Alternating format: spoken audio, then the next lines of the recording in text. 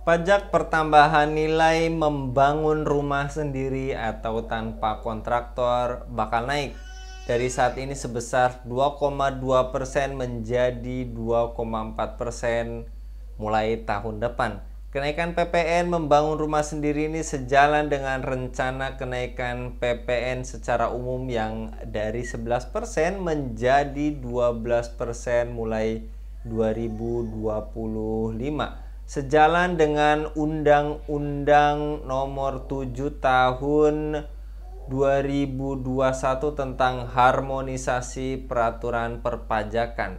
Tarif PPN sebesar 12% yang mulai berlaku paling lambat pada 1 Januari 2025. Tulis pasal 7 Undang-Undang Harmonisasi Peraturan Perpajakan. Tepatkah perpajakan pertambahan nilai atau PPN membangun rumah sendiri akan naik menjadi 2,4%? Apakah bikin masyarakat gelisah? Apakah efek penambahan pajak ini akan berdampak luas? Untuk membahasnya kami terhubung dengan Direktur TV Bung Yuwana Tri Utomo. Kita sapa terlebih dahulu. Assalamualaikum warahmatullahi wabarakatuh, Bung Yuwana. Waalaikumsalam warahmatullahi wabarakatuh, Bung Anggi. Lagi-lagi Bung Yuwana, pertambahan pajak atau beban masyarakat tambah dan bertambah lagi, dan kali ini 12% perpajakan eh, yang akan juga efektif tahun 2025 yaitu 1 Januari. Dan terkait pertambahan PPN untuk membangun rumah sendiri juga naik dari 2,2 menjadi 2,4%. Apakah kebijakan ini lagi-lagi tepat, Bung Yona? Walaupun bisa kita jawab dari saat ini tidak sangat tepat gitu ya, Bung Yona. Ini bagaimana, Bung Yona? Iya, baik, Bung Anggi. Raditu billahi robba, wabil islami dina, wabi Muhammadin nabiyya wa rasulah, Rabbi zidni ilma warzuqni fahma, Rabbi syrah li sodri wa yassir li amri, wahlul uqdatam min lisani yafqahu qawli amma ba'd. Jadi, eh, betul, Bung. Jadi kebijakan apapun itu kan harusnya mempertimbangkan ini ya, kondisi masyarakat sebagai pihak yang apa itu yang disasar oleh kebijakan tersebut, termasuk kebijakan menaikkan pajak pembangunan rumah sendiri ini. Jadi eh, ya memang sih kalau dilihat dari perspektif fiskal mungkin bisa saja, mungkin ini jangan lupa ditebalkan ya. Bisa saja meningkatkan penerimaan negara dari sektor apa pajak properti ini.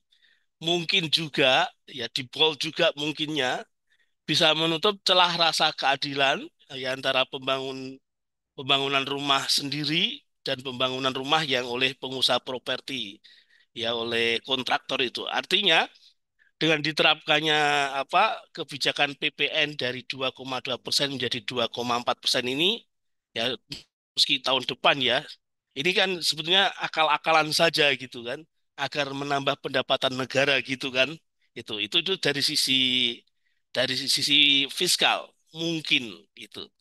Tapi yang pasti dari sisi sosial ya yang pasti itu masyarakat merasa terbebani ya. Lebih-lebih kalangan menengah ke bawah ini ya. Dan tadi aja sudah Bung Anggi jawab ya. Kondisi sekarang memang akan semakin membebani masyarakat. Yang lebih-lebih tadi kalangan masyarakat menengah ke bawah. Terus apa kebijakan ini juga jelas sekali kontraproduktif ya dengan program pemerintah yang apa yang mendorong rakyat punya rumah sendiri itu dengan bahkan bermacam-macam subsidi kan yang dijanjikan itu kan. Jadi sederhananya Bung Anggi, kok Yao lebih mengedepankan dampak yang hanya mungkin tadi, mungkin bisa menaikkan pendapatan, tapi justru malah mengabaikan dampak yang pasti itu. Jadi dampak memberatkan masyarakat itu pasti itu. Ini kan sangat aneh, Bung Anggi. Ya, tapi gimana lagi ya pembangunan ekonomi model sistem kapitalisme kan memang seperti ini. Jadi sangat sedikit ya bahkan kalau disebut keberpihakan pada masyarakat itu sepertinya apa keberpihakan kepada masyarakat itu. Begitu Bung Anggi. Ya, kalau tadi Bung Yuana harus ditebalkan atau digarisbawahi mungkin, dan kali ini pasti membebankan masyarakat gitu ya Bung, dari 10% menjadi Iya. 11% aja kita ketahui sangat memberatkan gitu. Dan sebelumnya Menteri Keuangan Sri Mulyani katanya merasa bangga atas kinerja jajaran Dijen Pajak sebab penerimaan pajak dari tahun ke tahun terus meningkat. Ya karena pajaknya dinaikkan jadi terus meningkat gitu ya Bung, ya Allah. Ia pun Astagfirullahaladzim. memberikan apresiasi tinggi katanya kepada Dijen Pajak lantaran dianggap telah berhasil menjadi tulang punggung negara, tapi tidak bagi tulang punggung masyarakat tidak begitu kan. Iya, iya, iya. Sampai bingung gitu Bung Yuwana, ini harus gimana lagi kita membacanya. Di sisi lain katanya sudahlah penghasilan tidak menentu, rakyat masih harus dibebani pungutan pajak yang makin hari nominalnya makin besar. Ada tapera, ada macam-macam lah Bung Yuwana. Ini bagaimana tanggapan Anda Bung? Iya, iya betul, Bung. Jadi eh, meskipun kalau kita lihat ya, kita hitung ya, kenaikan tarif BPN ini terlihat kecil, kan cuma 0,2 ya, dari 2,2% menjadi 2,4% itu.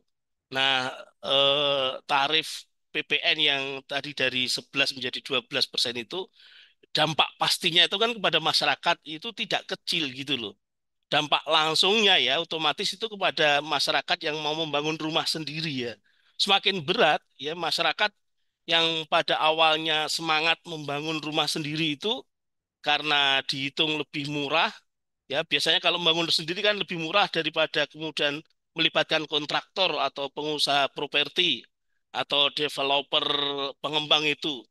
Tentu dengan adanya pajak ini akan menambah biaya pembangunan ya. Misal kalau kita hitung saja misalnya tipe yang sederhana saja deh, yang tipe 21 itu misalnya dengan 2 kamar tidur dan 1 kamar mandi di atas tanah 6 kali 7 meter misalnya, kalau kita hitung sekitar butuh biaya mungkin 30 juta ya, kurang lebihnya 30 juta rupiah. Namun setelah adanya kenaikan PPN ini ya, di mana harus melibatkan kontraktor, biayanya itu bisa naik berlipat-lipat. Mungkin bisa jadi sampai 40 sampai 50 juta itu bisa jadi ya. Naiknya PPN ini tentu akan apa? Akan menaikkan material pembangunan, misalnya upah tenaga kerja, belum lagi kalau membangunnya itu di wilayah kota atau di pinggiran kota. Jadi masyarakat sepertinya semakin sulit untuk punya impian memiliki rumah itu.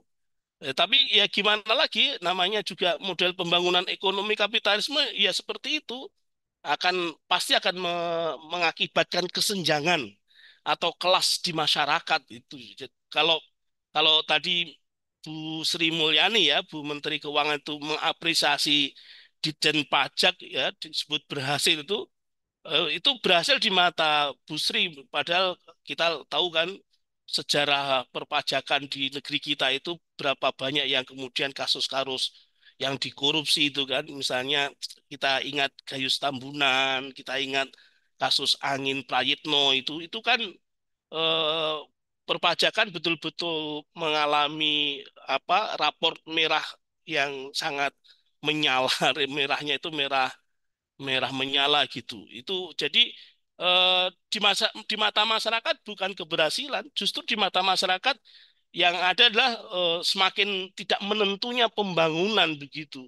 Ini terjadi karena memang tadi itu paradigma pembangunan yang mengadopsi model kapitalisme ini jelas sekali menjadikan pajak sebagai tulang punggung ya. Seakan-akan tanpa pajak negara tidak akan bisa melakukan pembangunan. Kan ini pandangan seperti ini kan pandangan yang sangat sempit sebetulnya ya. Astagfirullahaladzim. Padahal kan negeri ini kan sangat kaya loh, jinawi, subur, makmur, kertora harjo dengan sumber daya alam yang sangat melimpah kan.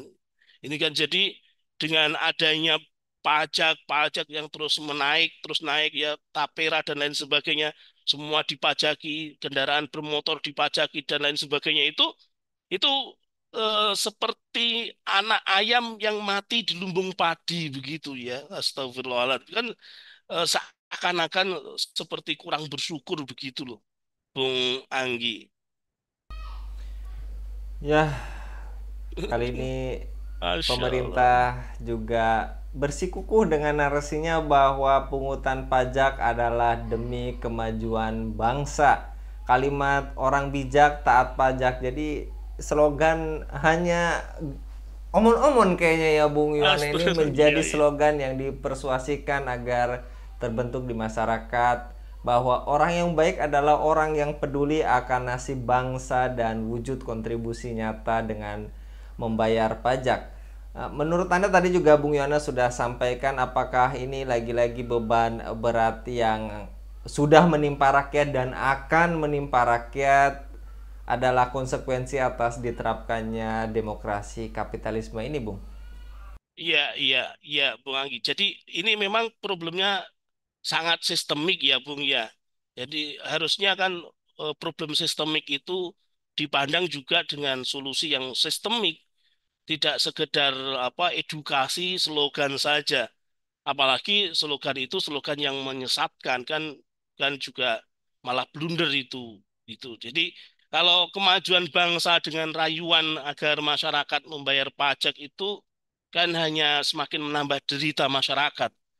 Kalau toh misal cita-cita menjadi negara maju, menjadi negara apa proposal emas tahun 2045 itu kan yang ada terjadi malah halu gitu loh. Jadi maju tapi halu, tapi maju tapi semu gitu loh.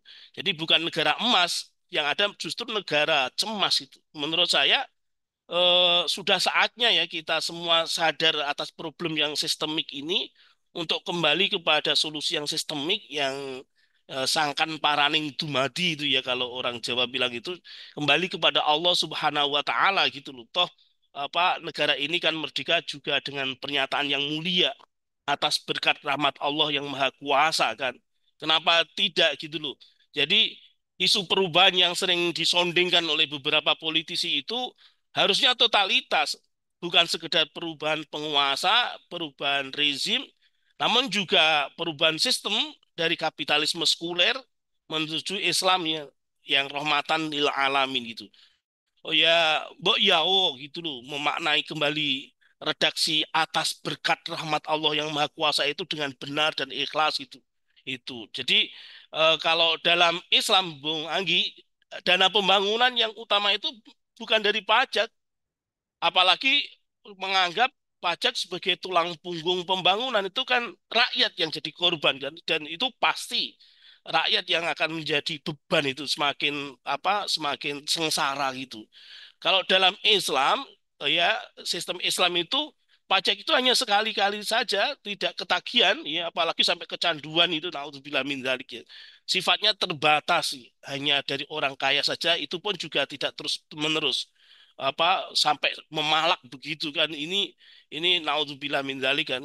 Jadi kalau dalam Islam biaya pembangunan itu dalam sistem Islam itu utamanya didapat dari sumber daya alam yang kepemilikan umum yang ini di negeri kita ini benar-benar melimpah itu. Hanya karena problem pengelolaannya saja yang tidak amanah itu yang kepemilikan diserahkan kepada swasta kemudian eksplorasinya ugal-ugalan baik di hulu maupun di hilir itu kan eh, ini bukti kalau sebenarnya kurang bersyukur saja terhadap nikmat yang Allah limpahkan kepada negeri kita ini. Jadi fabi ayyi alai rabbikuma tukadziban. Nikmat Allah yang mana lagi yang hendak Anda dustakan itu. Ya, ya, ya begitu, Bung Ang. Wallahu alam bishawab. Ya, terima kasih, Bung Anggi. Ya, Masya Allah Bung Yona, sudah beberapa kali juga kita Bung Yona membahas perihal pajak, apapun masalahnya lagi-lagi solusinya dari pemerintah hanya menaikkan pajak.